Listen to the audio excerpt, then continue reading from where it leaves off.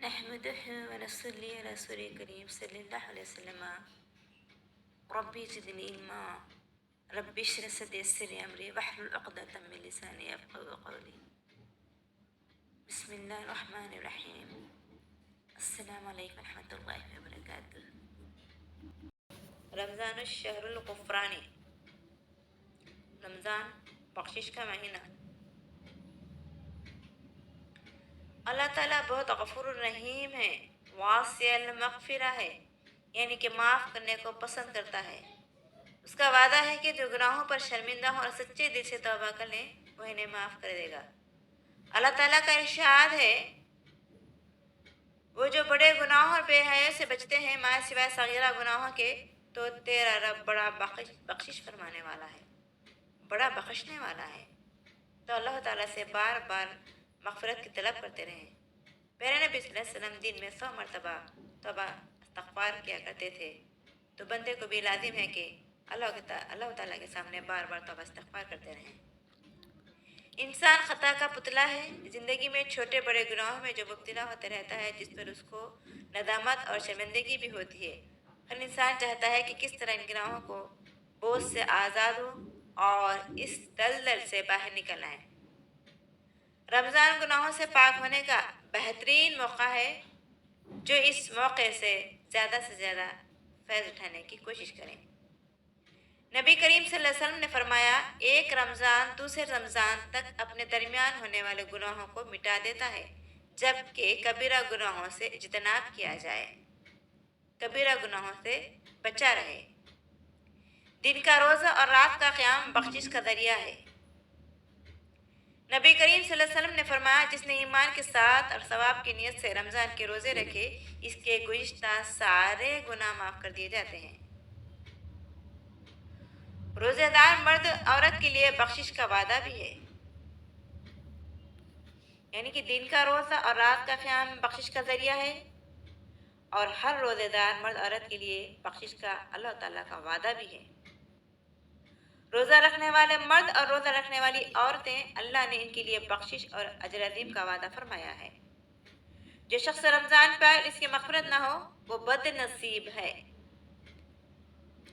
رمضان پانے کے باوجود بھی جو اپنے لیے مغفرت نہیں مانگا، مغفرت کی طلب نہیں کرا، وہ بد نصیب ہے۔ حضرت جابر بن سمرہ صلی اللہ تعالیٰ سے روایت ہے کہ نبی کریم صلی اللہ علیہ وسلم ممبر پر چڑھے اور فرمایا، آمین آمین آمین۔ آپ صلی اللہ علیہ وسلم نے فرمایا، میرے پاس جبرائیل علیہ السلام آئے اور کہا، اللہ سے اپنی رحمت ربانی سے دور کرے، جس نے رمضان پایا پھر وہ مر گیا اور اس کی بخشش نہیں ہوئی حتیٰ کہ وہ جہنم میں داخل کر دیا۔ اللہم اجرنی من النار۔ آپ کہیے آمین، میں نے کہا آمین۔ سحری کے وقت استغفار کے لیے بہت موضوع ہے۔ اللہ کے خاص بندوں کی صفت یہ ہے کہ وہ اس وقت اللہ سے سرگوشیاں کر کے اپنے گناہوں کو معافی مانگتے ہیں، اور اللہ تعالیٰ قرآن مجید میں فرماتے ہیں، اور سحر کے وقت استغفار کرتے ہیں، جو تہجد کا وقت ہوتا ہے۔ اللہ تعالیٰ نیچے آسمان پر آ کر کہتے ہیں، کوئی ہے مانگنے والا، میں دینے اور عطا کرنے والا ہوں۔ کوئی ہے مغفرت مانگنے والا، میں مغفرت کرنے والا ہوں۔ کوئی ہے بخشش مانگنے والا، میں بخشش کرنے والا ہوں۔ تو اس وقت خاص طور ہمیں کثرت سے استغفار کرنا چاہیے، تہجد کو لازم کرنا چاہیے۔ ایک حدیث میں آتا ہے کہ رسول اللہ صلی اللہ علیہ وسلم نے فرمایا، اللہ تعالیٰ ہر رات کو آدھی رات ایک تہائی رات کے آخری حصے میں آسمان دنیا پر نظر فرماتے ہیں اور ارشاد فرماتے ہیں کہ کون نے مجھ سے دعا مانگے اور میں اس کی دعا قبول کروں۔ کوئی ہے مجھ سے سوال کرے گا، میں اسے عطا کروں۔ کون ہے مجھ سے استغفار طلب کرے اور میں اس سے بخشش دوں، یہاں تک کہ طلوع فجر ہوتی ہے۔ اللہ تعالیٰ یہ رمضان میں نہیں بلکہ غیر رمضان میں بھی ہر رات کو آ کر یہ آواز دیتے ہیں اپنے ان بندوں کو جو تہجد میں اٹھا کرتے ہیں۔ یہ تہجد کا بلاوا اللہ کی طرف سے ہوتا ہے۔ 5 وقت کی نمازوں کا بلاوا یہ مسجد کے آذانوں سے آتا ہے، لیکن تہجد کا بلاوا اللہ کی طرف سے اور فرشتوں کی طرف سے آتا ہے۔ وہ نیک بندے، اللہ تعالیٰ کو وہ بندے پسند ہیں جو تہجد میں اٹھ کر اللہ تعالیٰ کی عبادت کرتے ہیں، اللہ تعالیٰ سے طلب مانگتے ہیں۔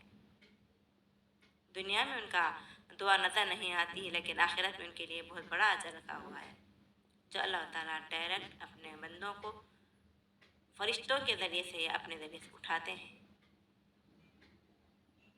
اور پھر کرنے کا کام یہ ہے کہ اپنے گناہوں پر نادم ہو کر غلطیوں کا اعتراف کر کے اور رو رو کر اللہ سے توبہ کریں۔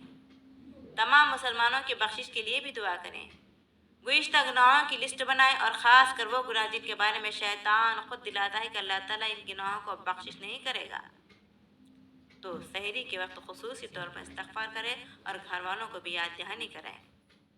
دن میں کم از کم 70 سے 100 مرتبہ استغفار کریں۔ استغفر اللہ العظیم الذی لا الہ الا هو الحی القیوم واتوب الیہ۔ میں بخشش مانگتی ہوں اللہ سے جو بہت عظمت والا ہے، جس کے سوا کوئی معبود برحق نہیں، وہ ہمیشہ زندہ اور قائم رہنے والا ہے، اور میں اسی کی طرف رجوع کرتی ہوں۔ اللہ تعالیٰ ہمارے گناہوں کو معاف کرنے والا بنائے، بخشنے والا بنائے، درگزر کرنے والا بنائے۔ تہجد میں خود بھی اٹھیں اور خود کے لیے بھی دعا کریں، اور تمام مسلمان امتی کے لیے بھی دعا کریں، ہر بندے کے لیے دعا کریں۔ غائبانہ پیٹھ پیچھے دعا بھی اور دعا قبول ہوتی ہے، مسلمانوں کی ہدایت کے لیے، مسلمانوں کے امن چین کے لیے، ایمان کی حفاظت کے لیے، شریعت کی حفاظت کے لیے، تمام محرومین کی مغفرت کے لیے، اسلام کی حفاظت کے لیے۔ جیسے آج کل جنگی فسادیں ہو رہے ہیں فلسطین والوں کے لیے، فلسطین کی حفاظت کے لیے، جہاں کہیں بھی مسلمانوں کی لیڈری چل رہی، حکومت چل رہی ہے، ان کے قائم دائم رہنے کے لیے جیسے خلفۂ راشدین چلائے ہیں، اس طرح سے عدل و انصاف کے ساتھ قائم دائم رہنے کے لیے، اس طرح سے عدل و انصاف کے ساتھ چلانے کے لیے تمام مسلمانوں کے لیے دعا کرتے رہیں اور مغفرت کی بھی طلب کرتے رہیں۔ اللہ تعالیٰ سے دعا ہے کہ اللہ تعالیٰ ہمیں آمد رمضان کے لیے زیادہ سے زیادہ عبادت کرنے والا بنائے، اور ہمیں مرے دم تک ہمیں تہجد کا اہتمام کرنے والا بنائے، اور زندگی میں جتنے بھی بندے تہجد گزار ہیں ان کی دعاؤں کو، ان کے تہجدوں کو قبول عطا فرمائے، اور اس کی برکت سے دونوں جہاں میں عزت عطا فرمائے، جہنم کی گرمی سے بچائے، اس کی رضا والی موت، رضا والی زندگی عطا فرمائے۔ ہمارا